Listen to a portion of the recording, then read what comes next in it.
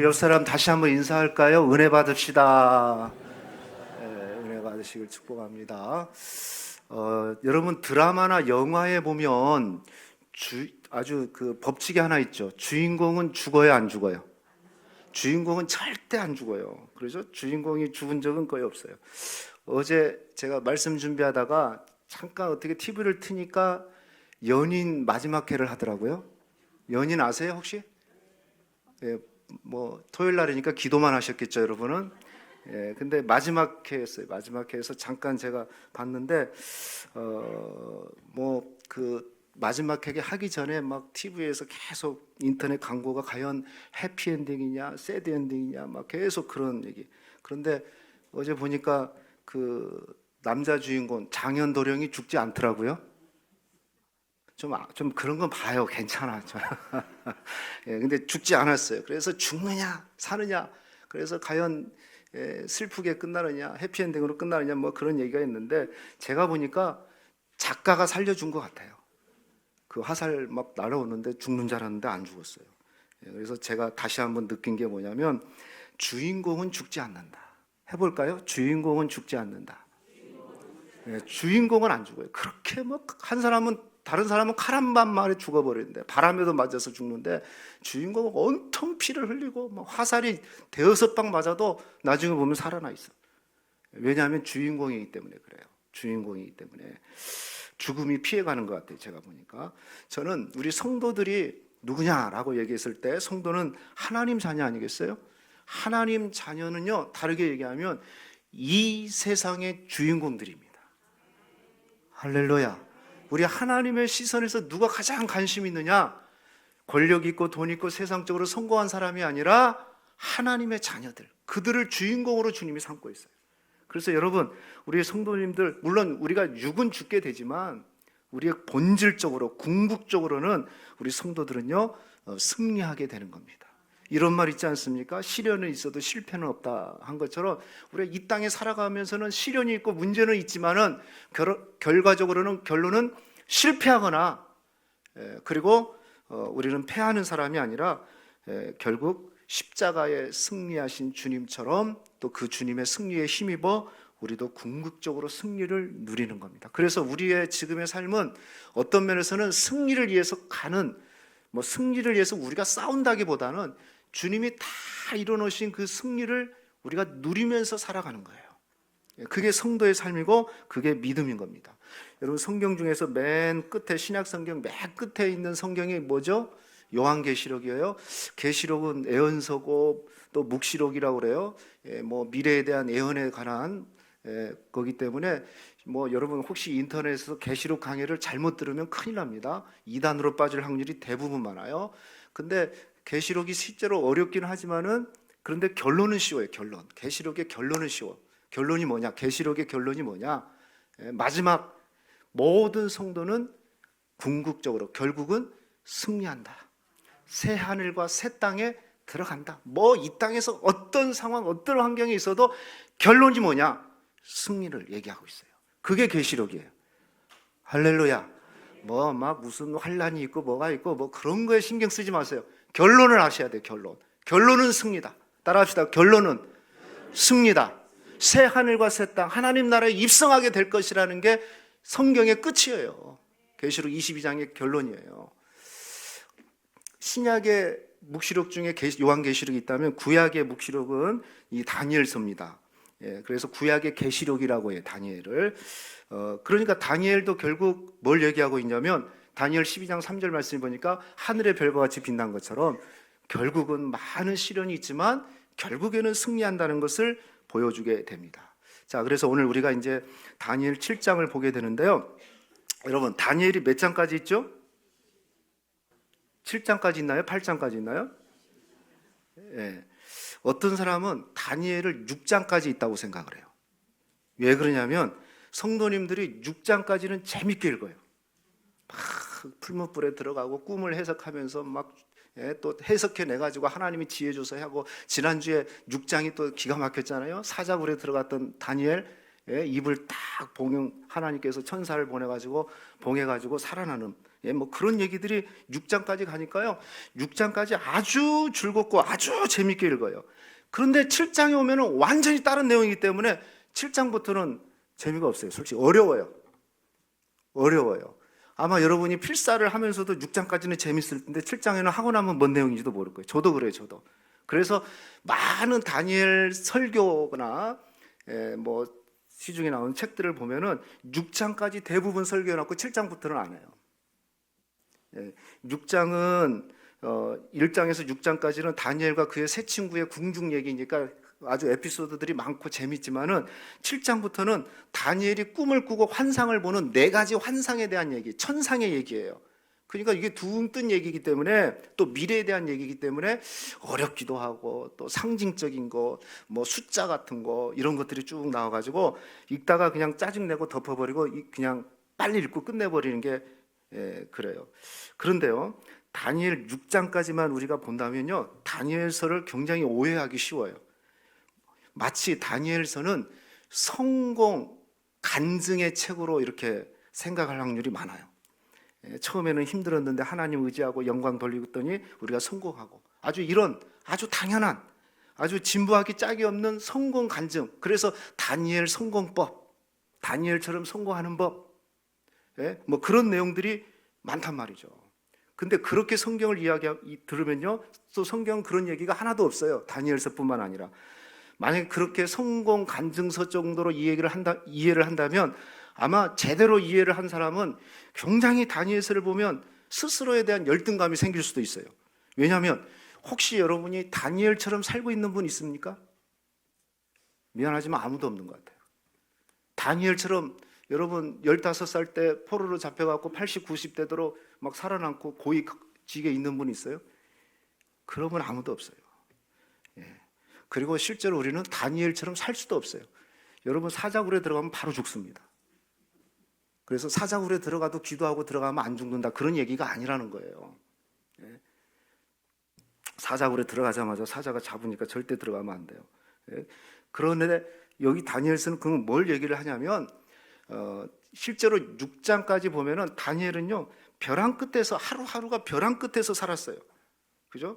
그 7장부터도 마찬가지예요. 벼랑 끝에 선 성도들이 하나님의 백성들을 향한 근본적인 변화와 그리고 바벨론 같은 세상의 세력, 강력한 세력 앞에서도 굴복하지 않도록 끝까지 견뎌내고 살아낼 수 있도록 그들을 격려하고 위로하고 권면하는 말씀이 바로 다니엘서예요. 다니엘서. 다니엘을 영웅시하는 책이 아니다. 제가 금요일 날 항상 예전에 말씀드렸잖아요. 여러분, 아브라함은 믿음의 조상이잖아요.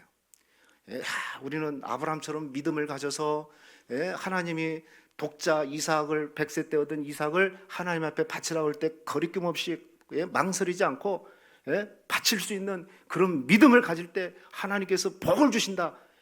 굉장히 맞는 얘기지만 성경은 그걸 얘기하고 있지 않아요.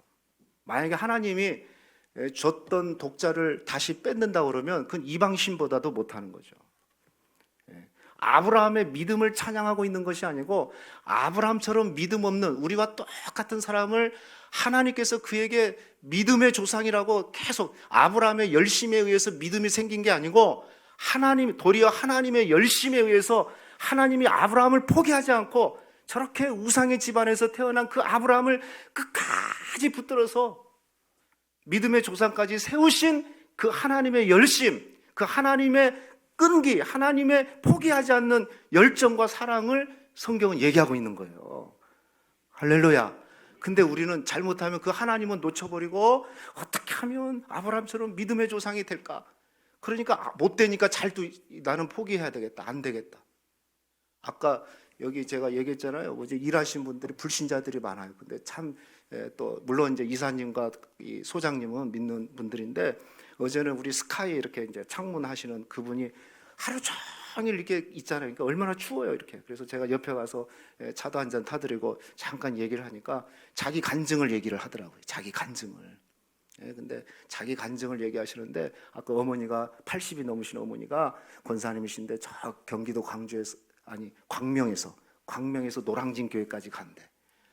제발 가지 말라고 해도 간대요. 그래서 근데 왜 선생님은 안 가세요? 사장님은 안 가세요? 그러니까 목사님 저도 갔죠 한 번은. 근데 가자마자 목사님이 헌금 설교를 해버렸대요. 자기가 생전에 2번 갔는데 갈 때마다 헌금 설교를 해가지고 지금까지 안 가고 있다고 하더라고요. 혹시 시험 들지 마세요. 아까 그거 제가 진짜로. 여러분 그런 얘기가 아니에요. 성경은 무슨 뭐 그런 얘기가 아니라고요. 그러니까 인간의 어떤 성공에 대해서 성공 담론을 둔 성경이 아니라 성경은 하나님을 보게끔 만드는 거죠. 하나님을 만나는 그 책이 바로 성경이에요. 그래서 여러분이 이제 7장부터 12장을 이제 말씀을 나누게 될 텐데 여기는 4가지 천상 얘기가 나와요. 환상, 다니엘이 환상을 본 얘기가 나오는데 오늘 7장은 첫 번째 환상인데요. 다니엘이 벨사살 왕 원년 때, 바벨론 왕 그 원년 때 잠을 자는데 꿈에서 환상을 보여주는 부분이에요. 그래서 이 부분은요, 이 7장은 크게 두 부분으로 나누는데 1절에서 14절까지는 꿈의 내용이에요. 꿈의 내용. 꿈속에서 이 바다가 있는데요. 바람이 돌풍이 크게 일어나는데 갑자기 그 바다에서 큰 4짐승이 싹 솟아나는 거예요. 그 첫째 짐승은 독수리 날개를 가진 누구라고 그랬어요? 사자 같고. 그 다음에 둘째는 입에 여러분 읽었잖아요. 그냥 읽고 나도 모른다니까 이게. 그러니까 자세히 읽어야 돼요. 이 다니엘서는 7장부터는 잘 읽으셔야 돼요. 이 사이에 갈빗대를 물고 있는 곰의 형태고요. 셋째는요, 날개가 넷, 머리가 내진 표범. 그리고 넷째가 좀 특별해요. 이것은 정확하게 어떤 형상을 묘사할 수 없어요. 막 무섭고 힘있고 강하게 보이고 심지어는 새로 이가 됐어요. 이가 새로 돼가지고 그 이에 물리기만 하면 모든 것을 부서뜨리고 밟아버리면 다 깨져버리는 아주 무서운 힘이 센 그런 4번째 짐승의 모양을 얘기하고 있어요. 그런데 그런 짐승이 딱 바다에서 막 일어나는데 다니엘이 그 솟아나는 짐승들을 보면서 두려워하고 있는데 갑자기 또 환상을 하나 보는데 옛적부터 계신 항상 계신 이가 보이는 겁니다. 그는 왕이시고 재판관으로 법정에서 서신 모습으로 딱 보이면서 책을 펴놓고 그들을 심판하게 됩니다. 그리고 다니엘이 지켜보는 가운데 그 작은 뿔 달린 그 짐승은 죽음을 당하고 그리고 나머지 세 짐승도 그의 권세를 다 옛적부터 계신 항상 계신 이 하나님 아버지를 얘기합니다. 그분이 다 빼앗는 그런 환상을 보게 됩니다. 그리고 그 후에 오늘 말씀 그대로라면 인자 같은 이분은 예수님을 얘기하는 거죠. 그분이 구름을 타고 오셔서 보좌에 앉으신 옛적에부터 항상 계신 그 하나님 아버지를 영원히 섬기고 성도들과 함께 영원한 나라를 누린다는 그 말씀이 14절까지의 말씀이에요. 그리고 15절부터는 이 환상에 대해서 설명을 해주고 있어요. 17절 말씀에 보니까 내 큰 짐승은 내 왕, 내 제국을 얘기한다라고 말씀을 했고 특히 4번째 짐승, 아주 강한 4번째 짐승은 아주 파괴적인 힘을 가진 그 국가, 제국을 얘기하고 있습니다. 그런데 그 아무리 힘이 있다 할지라도 옛적부터 계신 항상 계신 이가 그 짐승들과 싸워서 성도들을 지켜내고 영원한 하나님 나라를 누리도록 하는 또 영원한 하나님 나라를 세워서 누리게끔 하는 말씀이 바로 오늘 이 7장의 말씀이에요. 다니엘이 여러분 생각해 보세요. 여러분 이런 막 짐승 꿈을 꾸면 어떻게 될까요? 굉장히 두렵겠죠. 다니엘도 똑같았어요. 바다가 막 흉웅거리는 데서 아주 흉측한 짐승 4마리가 나오니까 다니엘도 마음이 번민하고 얼굴빛이 변했지만 잊지 않고 그것을 간직하고 있었습니다. 이게 이제 7장 내용인데, 자 그렇다면요, 오늘 이런 환상을 통해서 첫 번째 내 짐승의 환상을 통해서 오늘 우리가 붙들어야 될 메시지는 뭐냐? 어렵지만 그러나 우리가 붙들어야 될 중요한 메시지가 있어요. 3가지입니다. 첫 번째는요, 따라합시다. 세상을 절대로 뭐하지 말자? 얕보지 말라는 거죠. 여러분, 다니엘이 환상을 어디서 봤다고 그랬어요? 꿈속에서 봤는데 그 현장이 어디예요? 바다입니다. 돌풍이 일어나가지고 확 돌풍이 일어나서 파도가 치면서 짐승들이 일어난 거예요. 그런데요, 성경은요, 바다에 대해서 얘기를 할 때 긍정적인 얘기보다는 부정적인 얘기를 하고 있어요. 계시록이나 이런 데 보면은 사단의 세력들이 바다에서 나온다고 그랬어요. 오늘 말씀도 바다가 막 바람에 출렁거리면서 이 4 짐승은 세상에 앞으로 임하게 될 왕을 얘기하는데, 즉 세상을 상징해요. 그리고 바다라는 것이 흉흉한 바람이 막 부는 이 흉흉한 장소는 바로 세상을 얘기하고 있어요. 세상. 근데 거기서 네 짐승이 올라오게 되는 겁니다. 그 네 짐승의 모습이 얼마나 흉측해요. 여러분 4절부터 8절까지가 나와 있는데요, 읽지는 않겠어요. 아까 읽었으니까. 첫 번째 짐승은 간단하게 보면 뭐라고 했습니까? 사자 같은데 뭘 가지고 있다? 독수리 날개가 있다고 그랬어요. 또 5절에 보니까 다른 짐승, 그 둘째는 뭐 같다? 곰 같은데 몸 한쪽은 들렸고 그 입에 이 사이에는 뭐가 있다? 새 갈빗대가 물려 있어요. 그 후에 6절 말씀에 보니까 또 다른 짐승이 있는데 뭐다? 세 번째 짐승은 표범과 같은데 그 등에는 새 날개가 4개가 있고, 뭐 이상하죠 지금 이런 게. 그 다음에 그 짐승의 머리에는 또 머리가 몇 개다? 4이 있으면서 권세가 있다. 문제는 7절 8절이에요 네 번째 짐승은 어땠다고 그랬어요? 무섭고 놀라우며 또 매우 강하고 새로 된 큰 이가 있어 먹고 부서뜨리는 거예요. 여러분 새로 된 이에 잡히면 다 부서뜨리죠. 그리고 모든 짐승보다 다르고 힘이 있다라고 얘기하고 있어요. 이게 복잡하죠? 제가 그래서 그림을 한번 딱 보여주면 이런 모양이었어요. 한번 보세요. 그림으로 보면 이 네 짐승이 이런 모양이에요. 자, 이런 모양이에요. 첫 번째 짐승, 사자 같은 짐승. 곰. 근데 이 사이에 갈빗대가 팍 있고, 저 독수리, 날개처럼 있고, 표범은 저렇게 있고, 넷째는 뿔이 10개의 뿔이 있어요. 저거예요. 자, 이것은요 17절 말씀에 보니까 이렇게 나왔어요. 이 네 큰 짐승은 세상에 일어날 네 왕이다. 그러니까 왕이란 말은요, 성경에서 왕을 얘기할 때는 나라를 상징하고 있어요. 대표하기 때문에. 그러니까 무슨 얘기냐면 앞으로 이 네 짐승은 네 나라를 의미하는데, 성경에서 중요한 시대적인 배경을 갖고 있는 첫 번째 짐승은 바로 바벨론을 얘기하고 있고, 그 다음에 제국인 메데파사 제국을 얘기하고, 그 다음에 헬라 제국, 그리고 마지막 10뿔을 가진 것은 바로 노마를 상징하고, 노마 제국을 상징하고 있어요. 이것이 보편적인 신학자들의 해석인 거죠. 그러니까 그 네 짐승은 그 시대를 정복했던 바벨론, 메데파사, 헬라, 그리고 노마의 제국을 상징하고 있어요. 그런데 그 상징하는 모습이 어떻습니까? 아니 사자 자체, 곰 자체도 무서운데, 표범 자체도 무서운데 흉측한 모습을 하고 있다는 겁니다. 이건 무슨 얘기냐면, 이런 짐승들이 그 당시에 믿음을 지켰던, 지금 다니엘 시대도 다니엘이 포로로 잡혀 있는 상태잖아요. 바벨론이 예루살렘 성전을 더럽히고 짓밟고 부수고, 그것처럼 이 세상의 나라들은요 하나님의 백성들을 억압하고 때로는 유혹하고 핍박하고 있음을 상징하고 있어요. 이 부분에 구약의 다니엘서의 이 네 짐승에 대해서 계시록 13장 1절 2절에 보면은 똑같은 설명을 주석을 하고 있는데, 바로 이것은 마지막 때에 성도들을 고통스럽게 만드는 영적인 세력, 마귀의 세력이라는 것을 말씀하고 있는 겁니다. 그러니까 여러분 이거예요. 네 짐승은 단지 지나간 제국을 얘기하는 것이 아니고, 우리가 그냥 알아야 될 그냥 바벨론 제국이다, 노마 제국이다, 그 정도로가 아니고, 오늘날로 우리에게 적용하면은 지금 현재 우리가 싸워야 될 세상의 세력이고 영적인 세력이라는 것을 여러분이 이해하셔야 돼요. 그런데 그들의 힘이 약하냐? 아니에요. 강해요. 무서워요. 한번 물리면 부서뜨리는 힘을 갖고 있다는 거예요. 그러므로 우리가 성도들은 어떻게 해야 됩니까? 이 세상의 세력에 대해서, 우리 신앙의 영적 방해하는 적의 세력에 대해서 얕보면 안 돼요. 만만치 않아요. 특히 네 번째 짐승 보십시오. 7절 말씀 한번 다시 보십시오. 내가 밤 한산 가운데 그 다음 본 넷째 짐승은 무섭고 놀라우며 또 매우 강하고 또 새로 된 큰 이가 있으며 먹고 부서뜨리고 그 나머지는 발로 밟으며, 이 짐승은 전에 모든 짐승과 다르고 또 10뿔이 있더라.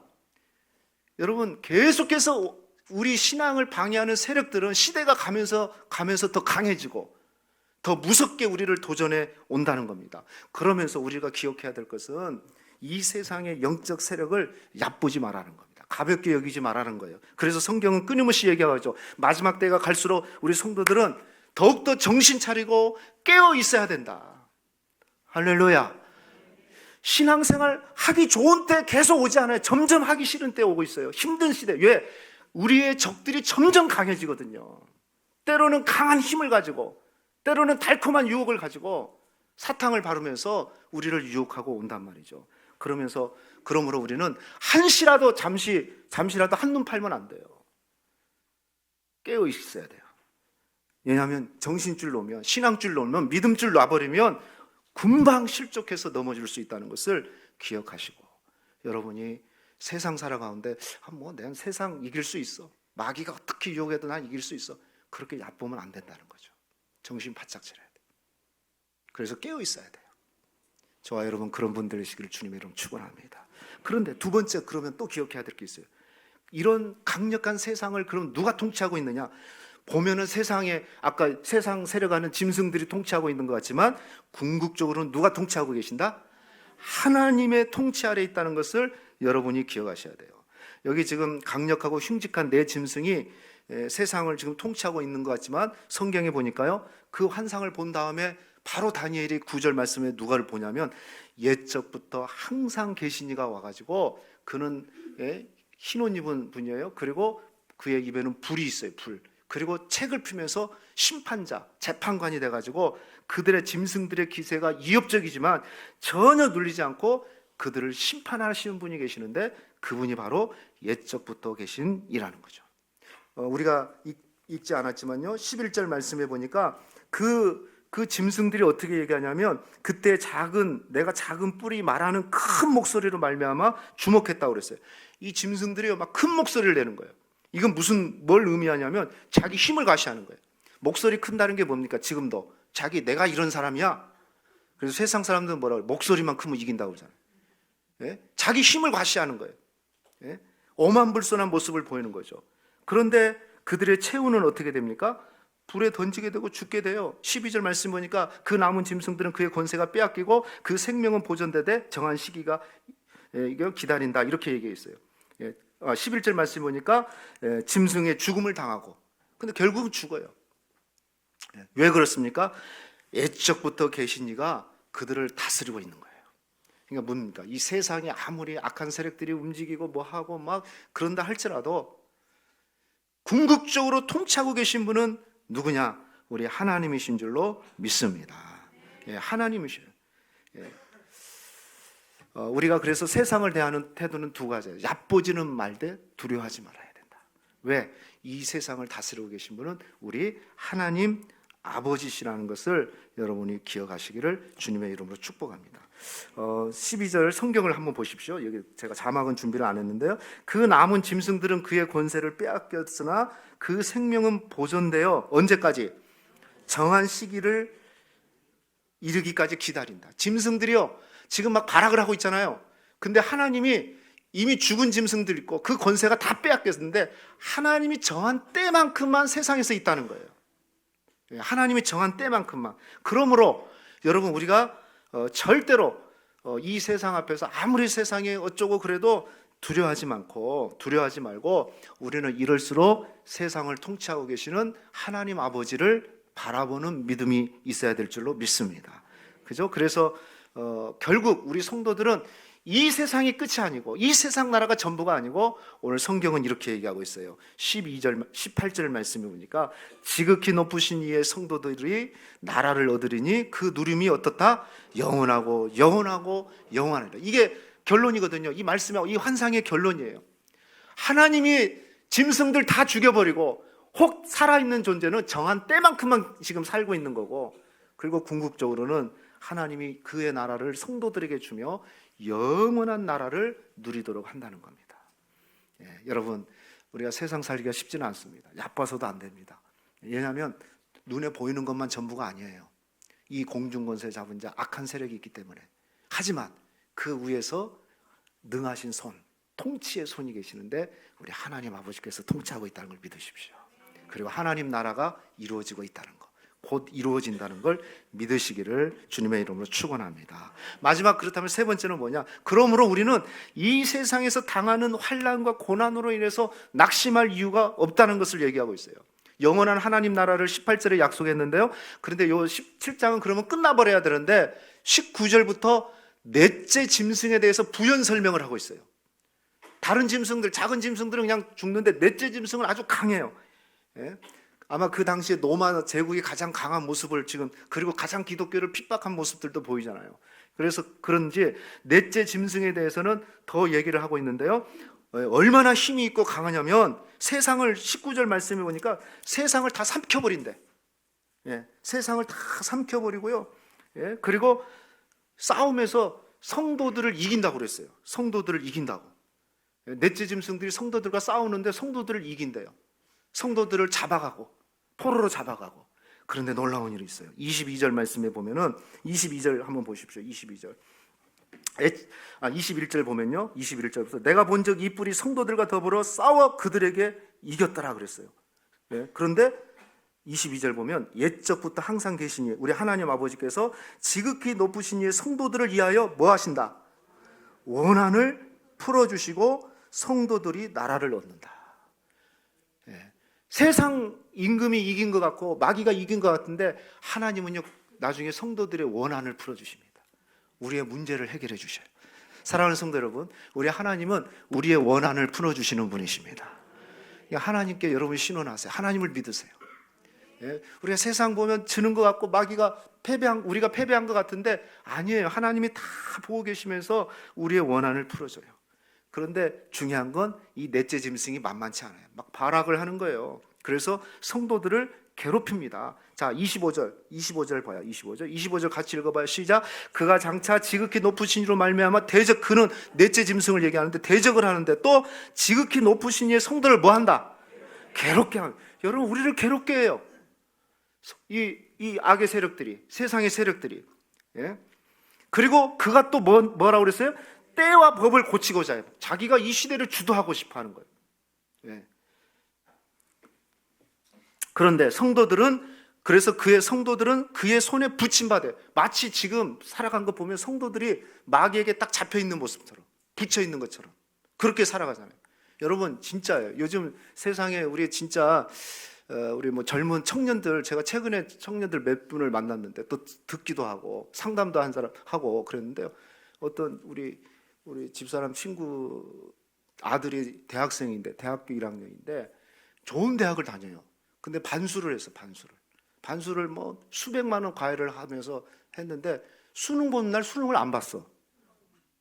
그러니까 엄마가 난리가 나갖고 이제 우리 집사람한테 전화가 오고 막 그런 거예요. 그래서 나중에 들어보니까 이 에모 컴플렉스가 있는 거야.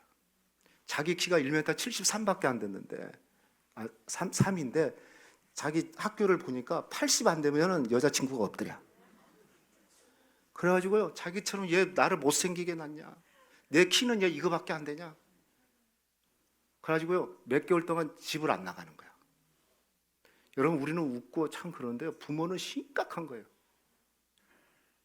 완전히 소위 정신 문제가 온 거예요. 사람 기피해버리고, 예? 나가지도 않고, 예?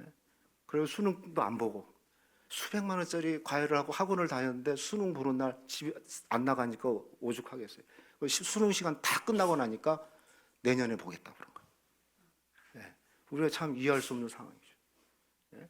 또 진짜요, 신기한 친구들이 많아요. 정말 우리가 기도해야 돼. 그러니까 이게 뭐냐면 여기 말씀드려요, 성도들을 그의 손에 붙임받은 것처럼. 진짜 정말 기도해 줘야 되고, 예? 이 방콕에 있는 청년들, 예? 나오지를 못하고 인터넷, 핸드폰 하나만 있으면은 그냥 모든 세계를 누리고 있으니까, 예? 사회성 떨어지고, 예? 세상 나가기가 두려운, 예? 그런 상황이에요. 자, 그런데요, 다시 25절 보십시오. 그의 성도들은 그의 손에 붙임받아 한 때와 두 때와 반 때를 지내려. 이건 상징적인 수인데 대부분 학자들은 그래요. 한 때는 1년을 얘기해요. 1년, 두 때니까 2년이죠. 그럼 반 때니까 6개월이에요. 3년 6개월 동안만 그렇게 한다는 거예요.